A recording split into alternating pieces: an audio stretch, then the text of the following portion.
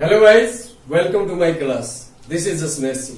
Dears, आज की इस वीडियो में हम टेंसेज की सीरीज को आगे बढ़ाते हुए पास्ट कंटिन्यूअस टेंस के बारे में डिटेल में डिस्कस करेंगे। और ये मेरा प्रॉमिस है, इस वीडियो को अंत तक देखिए। पास्ट कंटिन्यूअस से रिलेटेड कोई भी समस्या आपकी नहीं रहेगी। बोर्ड एग्जाम है, कॉम्पिटिटिव एग्जाम है, आपका कोई क्वेश्चन गलत होने का चांस ही नहीं रहेगा। Past continuous tense, past continuous, past means जो बीत चुका है, जो पहले का है, और कंटिन्यूअस का मीन होता है ऑन गोइंग। ऑन गोइंग, ये ऑन गोइंग टू टाइप्स का होता है, परमानेंट और टेम्परेरी, लगातार रूप से। Permanent and temporary. Permanent and temporary. Permanent होता जो लगातार रूप से चलता ही रहता, कभी नहीं रुकता परमानेंटली। टेम्परेरी होता जो अस्थायी रूप से चलता है, फिर रुक जाता है, फिर कुछ देर के लिए चलता है, फिर रुक जाता है।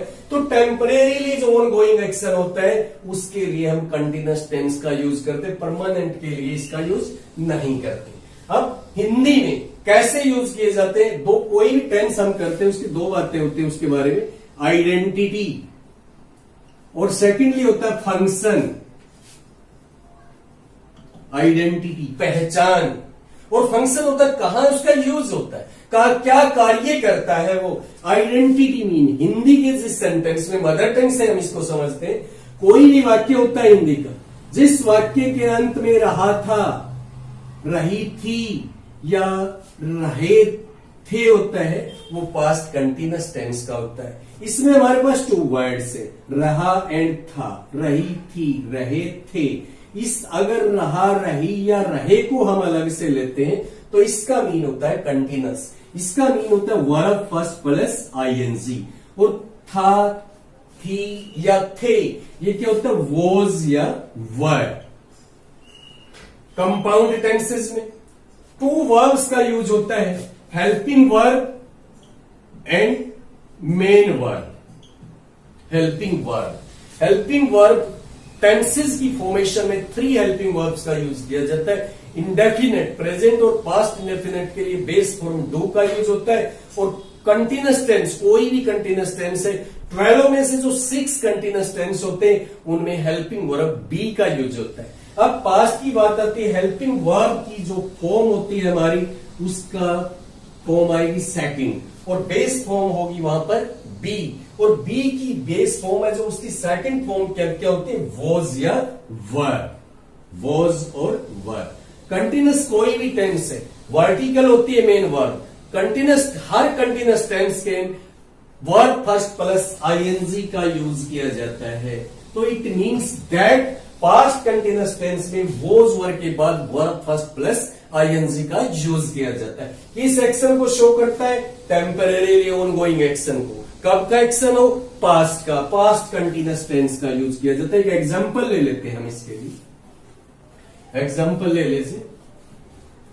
ही वॉज स्लीपिंग, मैं कहता हूं वो सो रहा था जब मैं वहां गया। तो क्या कंटिन्यू क्या काम चल रहा था? ऑन गोइंग प्रोसेस क्या था? स्लीपिंग का। एंड क्या हुआ उस टाइम पर? मैं वहां गया। वो कंटिन्यू नहीं था, वो तो हुआ उस टाइम पर। और रेगुलर क्या एक्शन था? Sleeping. He was sleeping. He was sleeping when I went there. क्या एक्शन हुआ? जाने का, मैं वहां गया। What was continuing at that time? Was sleeping.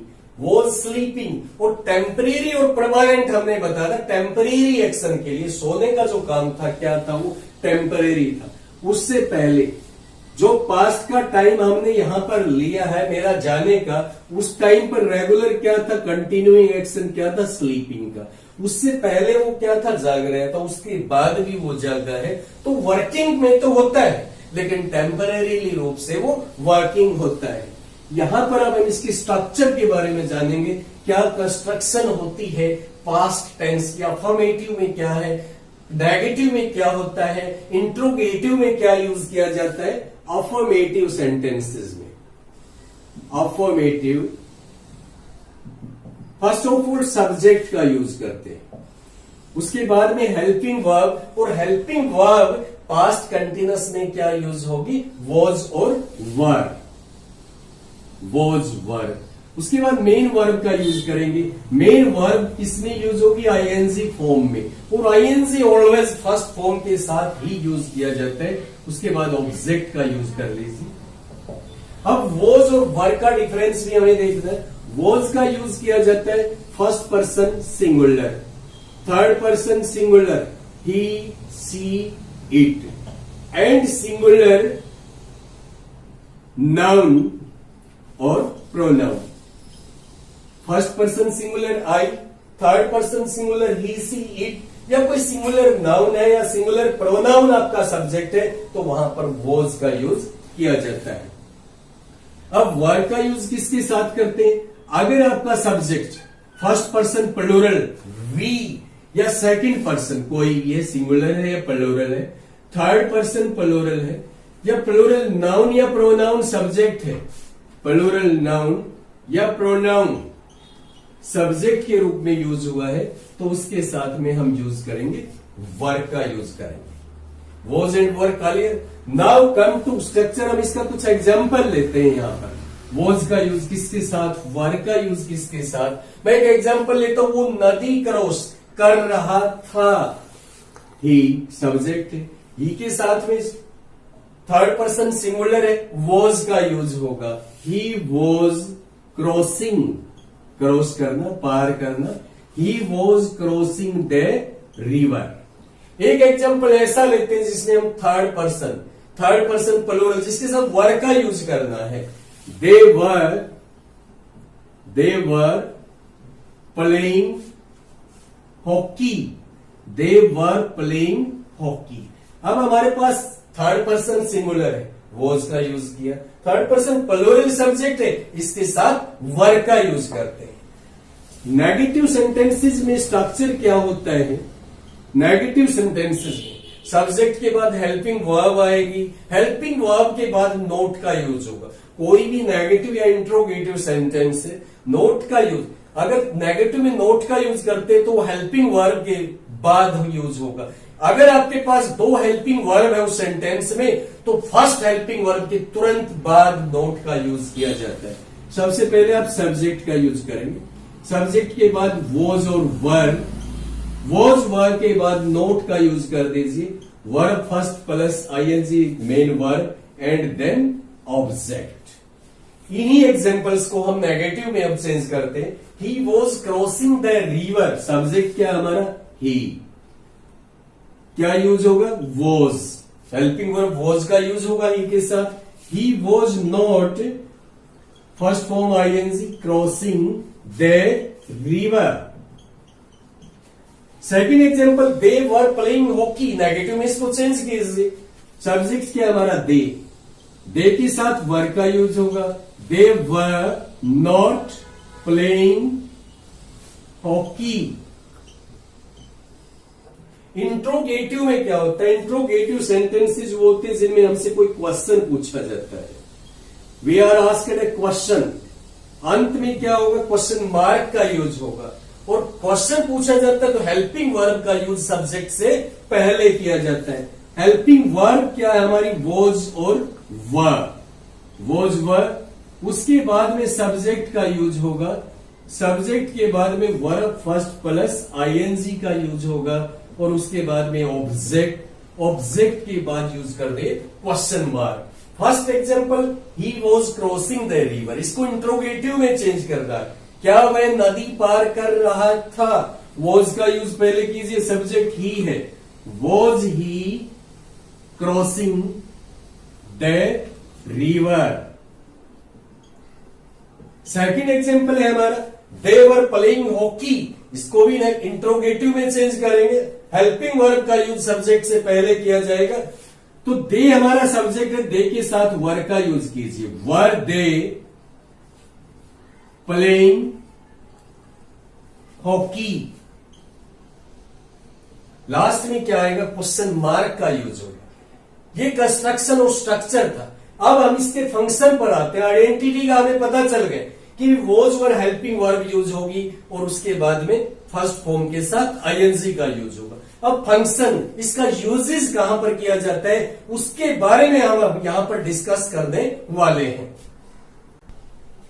Yes, now functions, identity का स्ट्रक्चर में हमने कंफर्म कर लिया है, लेकिन अब फंक्शन, इसके यूजेस कहां पर होते हैं, इसको हम 5 स्टेप्स में क्लियर करेंगे कि कंटिन्यूस क्या होता है, ऑन गोइंग, लगातार रूप से चलने वाला, और उसके लिए करते हैं फर्स्ट फॉर्म प्लस आईएनजी। तो फर्स्ट यूज कहां, कैसी सिचुएशन देखें, क्या सर्कमस्टेंसेज हो जहां पर हम इसका यूज करें। कोई भी काम है जो पास्ट में ऑन गोइंग है, लगातार रूप से चल रहा है, उसके लिए हम पास्ट कंटिन्यूअस टेंस का यूज करते हैं। अब यहां पर हमें 1 2 3 2-3 बातों का ध्यान रखना है। एक तो सबसे पहले तो आपने देखना है जो भी वो एक्टिविटी है उसकी कंप्लीशन की ओर बिल्कुल भी आपने फोकस नहीं करना। ये नहीं सोचना ये पूरा हुआ नहीं हुआ, छोड़िए उन बातों को। दूसरा क्या कहता, पॉइंट और पीरियड ऑफ टाइम, कि भी पॉइंट किस टाइम पर और कितने लंबे समय तक, वो भी उसको भी क्रॉस कर दीजिए, कोई जरूरत नहीं है उसकी। आपका मेन फोकस होगा वो केवल एक्टिविटी पे और उसकी कंटिन्यूटी पे, वो लगातार रूप से चला या नहीं, यही ध्यान रखना है। अब मैं एक एग्जांपल लेते हैं इसके लिए। मैं आपसे पूछता हूं, what were you doing all the morning, पूरी सुबह आप क्या कर रहे थे, क्या कर रहे थे आप पूरी सुबह। वो आंसर देता है दूसरा, आपने आंसर दिया कि मैं लेटर्स लिख रहा था। तो इस प्रकार की ध्यान की तरह, टाइम की तरफ नहीं, मॉर्निंग की तरफ हमारा कोई ध्यान नहीं, क्या कर रहा था, क्या चल रहा था उस टाइम पर। तो उन सेंटेंसेस के लिए एग्जांपल्स में, what were you doing all the morning, all the morning, question mark last में, क्योंकि क्वेश्चन पूछा है, WH क्वेश्चन वर्ड से शुरू है। इंट्रोगेटिव सेंटेंस तो हेल्पिंग वर्ब का यूज पहले हो। What were you doing all the morning, morning पे कोई हमारा एम्फेसिस नहीं है, प्रेशर नहीं है, मॉर्निंग पे जोर नहीं डालना है, आपने देखना क्या हो रहा था, कर रहा था। तो उसके आंसर देता है वो, I was writing letters all the morning,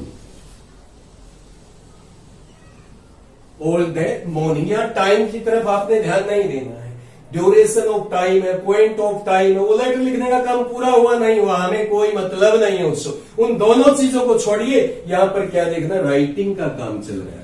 ऊपर पूछा क्या कर रहे थे के ऊपर डिस्कस किया जाना है, तो कंप्लीशन की ओर, पॉइंट या पीरियड ऑफ टाइम को छोड़ देना है, एक्टिविटी और उसकी कंटिन्यूटी की ओर ध्यान हमने यहां देना है। अब एक और सेंटेंस पूछता हूं, सुबह 7 बजे आप क्या कर रहे थे, आप आंसर देता हूं, आप आंसर देते हैं, I was eating breakfast, I was eating breakfast at 7 AM। 7 बजे मैं ब्रेकफास्ट कर रहा था, आपने ध्यान नहीं देना 7 बजे क्या था, नहीं कोई मतलब नहीं, ना टाइम का ना ड्यूरेशन का, ना ही वो पूरा हुआ था नहीं हुआ था इसकी ओर नहीं, लेकिन क्या, ईटिंग का काम चल रहा था। मेन फोकस किस पे होना है, जो एक्टिविटी थी उसकी कंटिन्यूटी पे मेन फोकस आपको रखना है। सेकेंडली इसका यूज कहां पर करते हैं, यहां पर एक्टिविटी ऑन गोइंग, भाई 2 काम पास्ट में हुए हैं, एक काम तो उनमें से लगातार रूप से चला है, दूसरा उस टाइम पर हुआ है। 2 कार्य जो लगातार रूप से चल रहा था पास्ट में, उसके लिए was were ING past continuous tense का, और जो उस टाइम पर हुआ, अचानक हुआ, उसके लिए आप सेकंड फॉर्म का यूज करेंगे। या इसको दूसरे शब्दों में ले लीजिए कि 2 काम है पास्ट में, एक तो लॉन्ग एक्टिविटी है, लॉन्ग प्रोसेस चल रहा है, और एकदम से बीच में कोई दूसरी घटना घट जाती है। जो लॉन्ग प्रोसेस है, लगातार प्रोसेस है, उसके लिए पास्ट कंटिन्यूअस टेंस का यूज करना है। और आपकी सुविधा के लिए बता देते हैं कि भी लॉन्ग एक्टिविटी के लिए यूज करेंगे आप पास्ट कंटिन्यूअस टेंस का, और जो शॉर्ट एक्शन इंटरप्टेड बाई, बीच में अचानक विचलित कर दिया जाता है शॉर्ट एक्शन से, उस शॉर्ट एक्शन के लिए आप यूज करेंगे सेकंड फॉर्म का। एक एग्जांपल ले लेता हूं, हिंदी में ले लीजिए। मैंने एक सांप देखा जब मैं पार्क में घूम रहा था। मैंने एक सांप कब देखा, जब मैं पार्क में घूम रहा था। लगातार प्रोसेस कौन सा चल रहा था, वॉकिंग का प्रोसेस था। लगातार रूप से चला। अचानक क्या हुआ, सांप को देखा। अचानक वाले के ऊपर बिल्कुल फोकस नहीं होना चाहिए। जो रेगुलर एक्टिविटी है, जो घूमने का कार्य है, उसके ऊपर फोकस रखिए और लगातार रूप से कार्य के लिए यूज करेंगे आप पास्ट कंटिन्यूअस टेंस का। उस ऑन गोइंग के लिए पास्ट कंटिन्यूअस टेंस का यूज करेंगे और जो उस टाइम पर हुआ है उसके लिए सेकंड फॉर्म का यूज करेंगे। अब इसके लिए कुछ एग्जांपल ले लेते हैं। एक एग्जांपल मैं बोलता हूं, जब मैंने उसको टेलीफोन किया वो पढ़ रही थी। She was studying when I telephoned her. When I telephoned her, कि सी वॉज क्या प्रोसेस चल रहा था, क्या एक्टिविटी चल रही थी, पढ़ने का, लगातार रूप से चला, उसके लिए यूज किया पास्ट कंटिन्यूअस का। उस टाइम पर अचानक क्या हुआ, मैंने टेलीफोन किया, उसके लिए नहीं करेंगे, उसके लिए होगा सेकंड फॉर्म का यूज। और कोई भी एक और एग्जांपल यहां पर हम ले लेते हैं। आई वॉज, मैं सो रहा था जब मेरे पापा आए। प्रोसेस रेगुलर क्या, सोने का काम, वो तो लगातार रूप से चल रहा था। अचानक क्या हुआ, पापा आ गए। I was sleeping when my father came. अब इसमें कई बार बच्चे सोच लेते हैं, कई बार लर्नर सोच लेते हैं व्हेन के बाद तो ऑलवेज सेकंड फॉर्म आती है। नहीं, ऐसा कुछ नहीं, व्हेन के बाद भी आईएनजी आ सकता है। कंटिन्यूटी को शो करने के लिए वो जो आईएनजी का, अचानक के लिए सेकंड फॉर्म का यूज होता है। एक और सेंटेंस ले लेते हैं एग्जांपल के लिए। यहां पर सी मेट मी, वो मेरे से मिली जब मैं दिल्ली में रह रहा था। लगातार काम तो रहने का चल रहा था ना, मिलने का तो छोटा सा काम था, शॉर्ट एक्शन था। सी मेट मी व्हेन, यहां पर व्हेन का एज कंजंक्शन यूज कर दिया। When I was living in Delhi. तो दीज टू एक्टिविटीज को एक रिवीजन इन दोनों का ले लेते हैं। On going past activity, past में किसी भी टाइम पर लगातार रूप से कोई कार्य चल रहा हो, उसके लिए हम यूज करते हैं पास्ट कंटिन्यूअस का। तो दो बातों का इसमें आपको ध्यान रखना है। कंप्लीशन की तरफ, पॉइंट या पीरियड ऑफ टाइम की तरफ बिल्कुल फोकस नहीं रखना, उसको छोड़ दीजिए। ध्यान रखना किधर, एक्टिविटी और उसकी कंटिन्यूटी की ओर। सेकेंडली क्या बताया, एक्टिविटी पास्ट में ऑन गोइंग एक्टिविटी है, जब कोई दूसरा काम हुआ। दो काम हुए, एक लगातार रूप से हो रहा था, दूसरा उस टाइम पर अचानक हो गया। जो लगातार रूप थे उसके लिए यूज किया पास्ट कंटिन्यूअस का, अचानक हुआ उसके लिए यूज किया सेकंड फॉर्म का। या एक लॉन्ग एक्टिविटी चल रही थी और शॉर्ट एक्शन बीच में हो जाता है, शॉर्ट एक्शन के लिए सेकंड फॉर्म, लॉन्ग एक्टिविटी के लिए पास्ट कंटिन्यूअस का यूज किया जाता है। आइए थर्ड स्टेप में देखते हैं इसका यूज कहां किया जाता है। पास्ट में जब दो घटनाएं या दो से ज्यादा घटनाएं साथ साथ चली हो, अस्थायी रूप से साथ साथ चली हो, तो उन दो या दो से ज्यादा जितनी भी घटनाएं हैं सबके लिए आप पास्ट कंटिन्यूअस टेंस का यूज करते हैं। अब हम एक एग्जांपल लेते हैं। लड़के खेल रहे थे जबकि लड़कियां डांस कर रही थी। दोनों काम साथ साथ चल रहे थे। क्या लड़कियों को खेलने का काम चल रहा था, लड़कियों के डांस करने का काम चल रहा था, तो इन दोनों के लिए पास्ट कंटिन्यूअस टेंस का यूज कर दीजिए। यहां पर आपको मेन फोकस किस पे रखना है, कंटिन्यूअस नेचर ऑफ एक्टिविटीज, जो उन कामों का लगातार रूप से चलना है वहां मेन फोकस रखना है। एग्जाम्पल देखिए, the boys were playing while the girls were dancing। दोनों घटनाएं साथ साथ चली।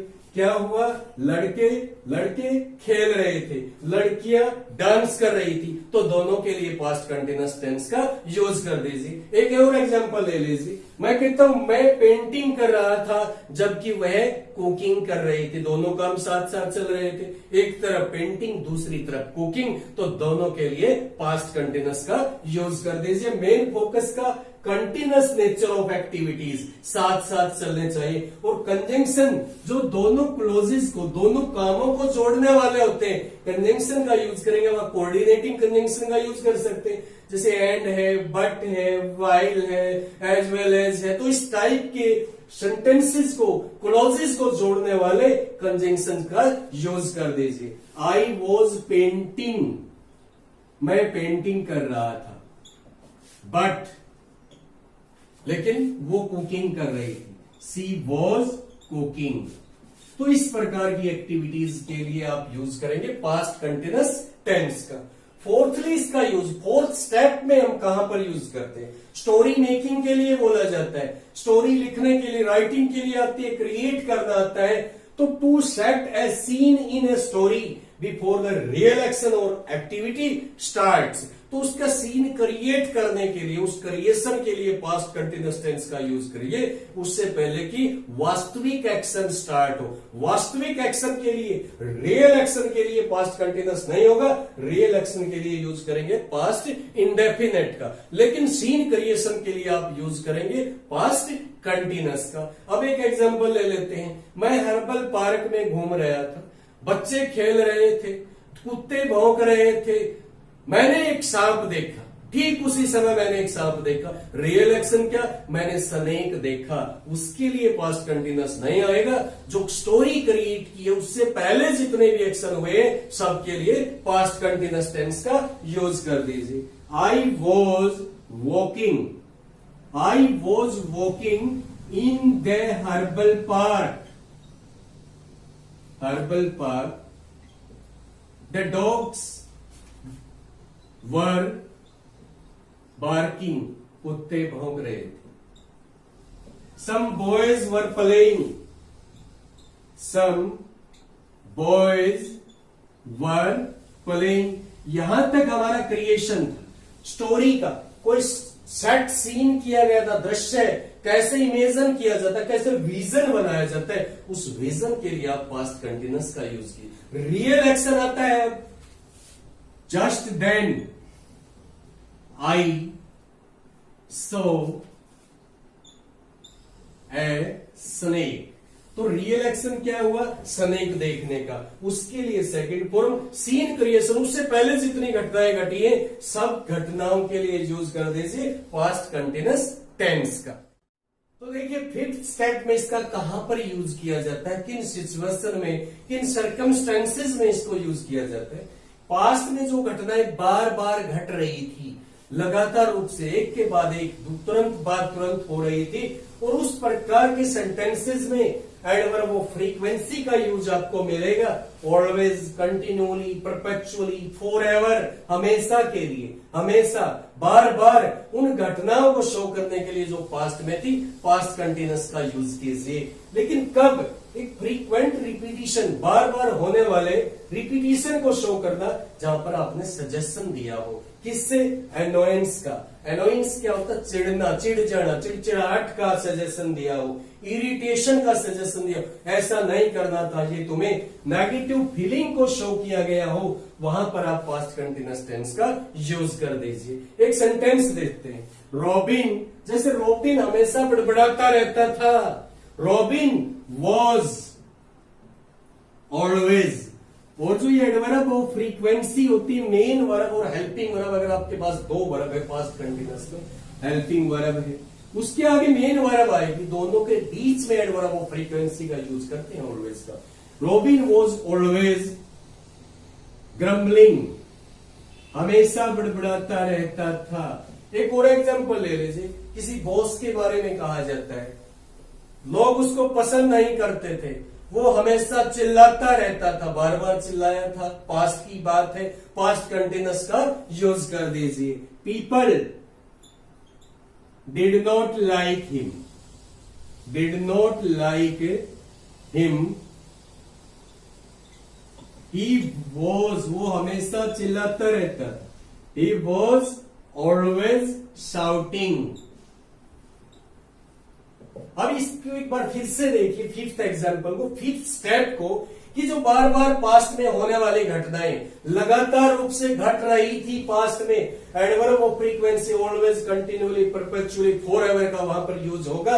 और यहां पर क्या शो किया जाता है, क्या दर्शाया जाता है, सजेशन दिया जाता है एनोयंस के लिए, चिड़चिड़ाहट का, इरिटेशन के अगेंस्ट एग्जांपल सजेशन दिए जाते हैं, नेगेटिव फीलिंग को शो किया जाता है, उसके लिए पास्ट कंटिन्यूअस का। जैसे रॉबिन हमेशा बड़बड़ाता रहता था, रॉबिन वॉज ऑलवेज ग्रम्बलिंग, लोग उसको पसंद नहीं करते थे, वो हमेशा चिल्लाता रहता था, ही वॉज ऑलवेज शाउटिंग।